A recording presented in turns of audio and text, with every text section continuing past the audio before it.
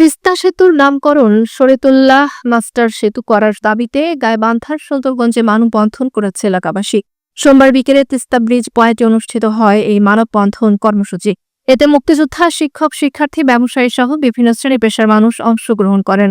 মানববন্ধনে বক্তব্য দেন নামকরণ বাস্তবায়ন কমিটির আহ্বায়ক শামীম মণ্ডল, সদস্য সচিব শাহিন মিয়া, মুখপাত্র আমিন হোসেন, ছাত্র সমন্বয়ক নূর আলোক মিয়া নূর, অধ্যাপক শরীফুল ইসলাম, সমাজসেবক বাদল খান সহ আরো অনেকে।